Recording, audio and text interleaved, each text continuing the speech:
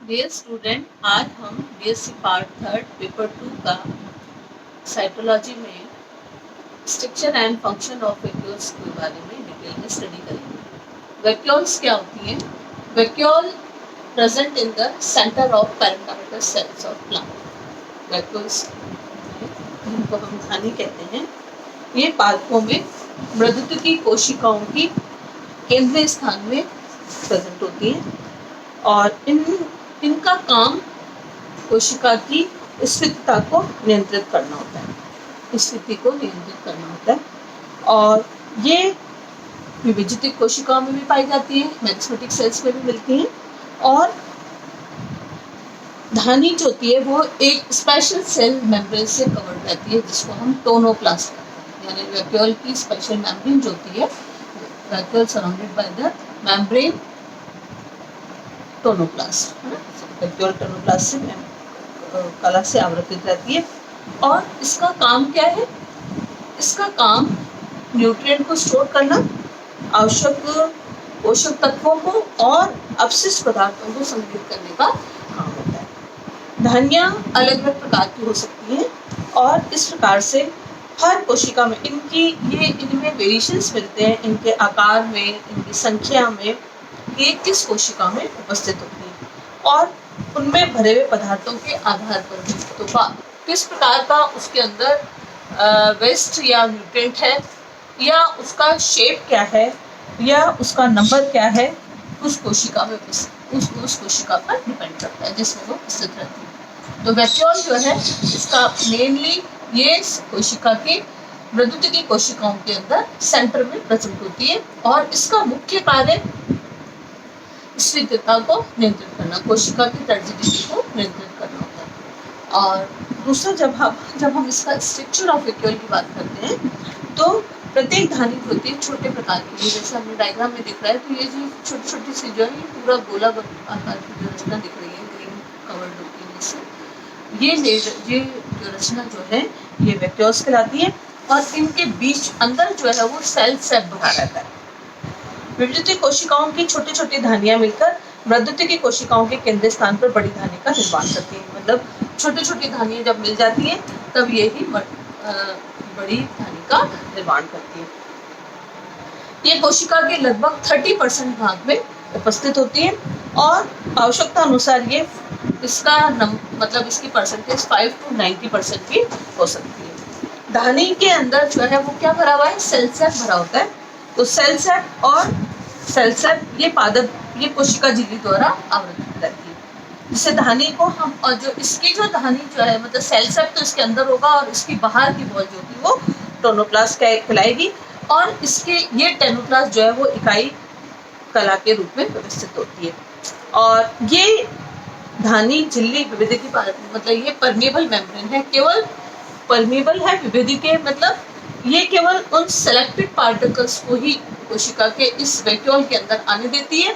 और तो टोनोप्लास्ट जो होती है, जैसे हमारी प्लाज्मा मेम्ब्रेन जो होती है वो सिलेक्टिव मेम्ब्रेन है, इसी तरीके से टोनोप्लास्ट भी जो है वो सिलेक्टिव परमेबल मेम्ब्रेन होती है, केवल सेलेक्टिव पार्टिकल्स को ही, सोल्यूट और सॉल्वेंट को, उस वैक्यूल के अंदर आने देती है। कोशिका के अंदर इसमें मेनली सेल भरा रहता है।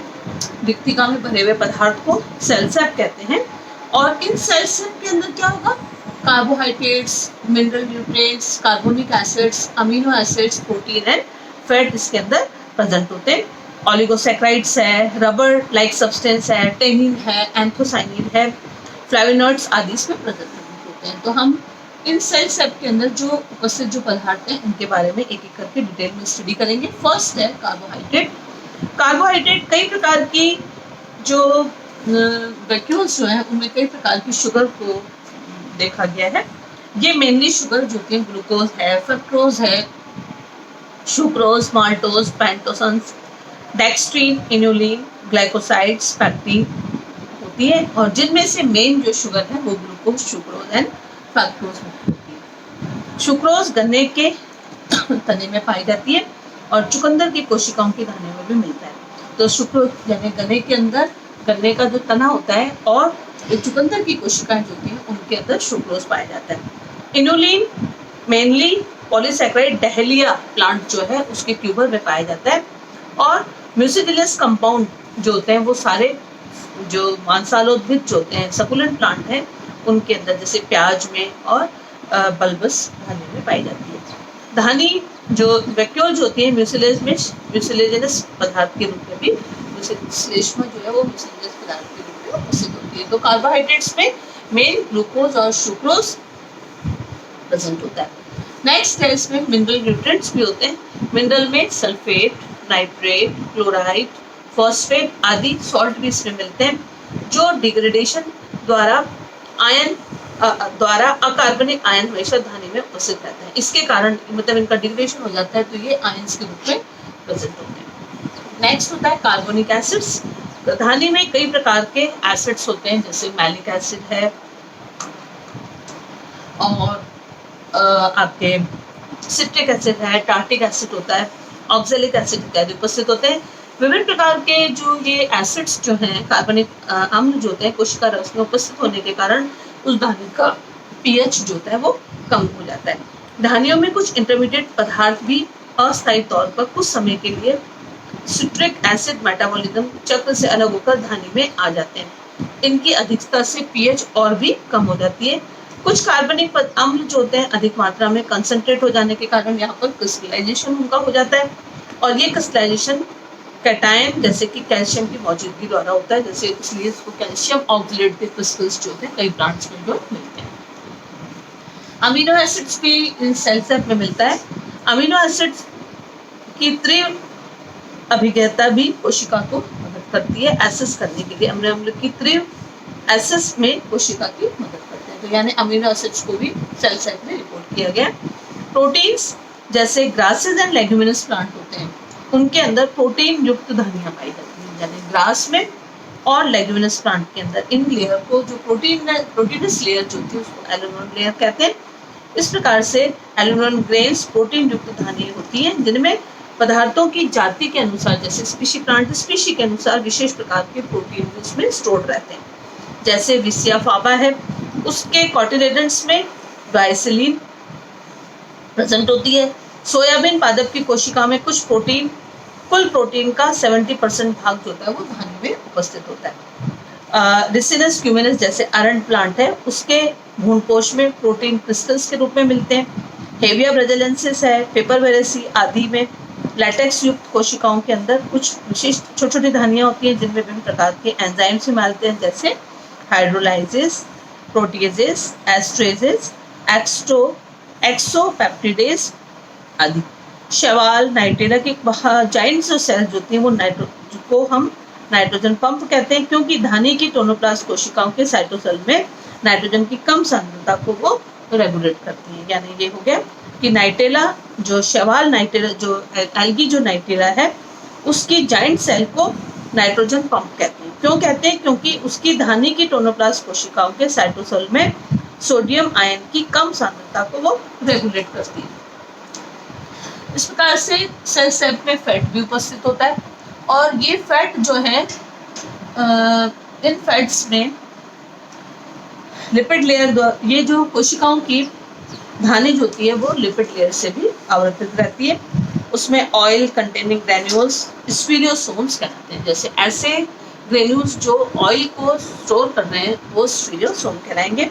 धानियों में वास्तव में जैव रासायनिक तत्वों का अस्थायी तौर पर कुछ अवधि के लिए भी स्टोरेज होता है। इस प्रकार से कोशिकाओं के वेस्ट प्रोडक्ट भी यहाँ पर स्टोर होते हैं, और धानियों में स्टोर्ड पदार्थ हमेशा सदैव काम में आता है। तो इस प्रकार से अभी हमने देखा कि सेल सेप जो है वैक्यूल की जो सेल सेप है उसमें carbohydrate, mineral nutrients, carbonic acids, amino acids, protein and fat present होते हैं। जब हम ओरिजिन ऑफ वैक्यूल्स की बात करते हैं कि धानी की उत्पत्ति कैसे हुई, विभाजित की कोशिकाओं में अनेक छोटी छोटी धानियां उपस्थित होती हैं। कोशिका का जब डेवलपमेंट होता है उस डेवलपमेंट के दौरान कोशिका द्रव पूरा स्थान से भर जाता है। कोशिका द्रव पूरे स्थान पर भरा रहता है, तो कोशिका झिल्ली द्वारा आवृत रहता है। तो जैसे जैसे कोशिका का आकार बढ़ेगा तो कोशिका द्रव की मात्रा उसी अनुपात में न बढ़ने के कारण कोशिका द्रव पे वहां पर छोटी छोटी सी वैक्यूल्स बन जाती हैं। कोशिका में निरंतर वृद्धि होने के साथ साथ जैसे जैसे छोटी छोटी धानियां जो बनी थी वो सारी एक साथ इकट्ठी होकर बड़ी धानी बना देती है। और इस प्रकार से ऐसा माना जाता है कि धानी का जो वैक्यूल्स का जो ओरिजिन है वो गोल्गी एपरेटस की पुट्टिकाओं के निरंतर संयोजित हो जाने से होता है। मतलब ऐसा माना जाता है कि जो इसकी वैक्यूल्स होती है उनका ओरिजिन क्या है, वो गोल्गी की पुट्टिकाओं के द्वारा होता है।